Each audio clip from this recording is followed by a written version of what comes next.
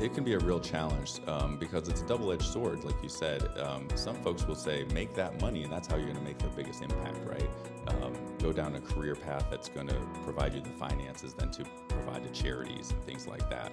But some folks, they want to give all of their heart and their soul to nonprofit work. What I would recommend is start volunteering now. When you're young, you have the opportunity to work for free, which you're typically not going to have that opportunity later in life, right? Just as an adult, you have responsibilities. But as a young person, you have a chance to really get that exposure and that experience. And so the more that you can sign up for leadership programs, to take short trips to other communities to give back, to see what nonprofit work is really like, it is really the best way to see if it's a good fit for you.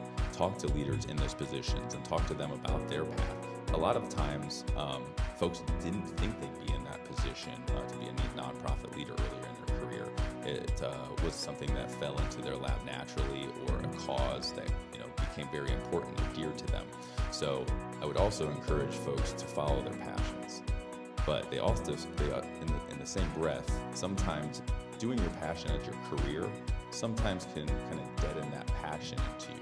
So make sure that you are volunteering, getting that experience when you're early while you can, and you're going to find out whether or not that's something that's going to fit for you in the long term. But without that experience, I think a lot of people job bounce, today in 2025 because we don't know what we want to do. It takes a long time to figure out who we are, and sometimes it's you're 30, 35 before you really realize what you can be successful at, what environment helps support that, and what kind of person or people you need to surround yourself with. Sometimes, I think when we're early in life, it's difficult to do what's right, or to, go to your friends that you grew up with to say, I want to take a different pathway than maybe some of you. And that can be a challenge.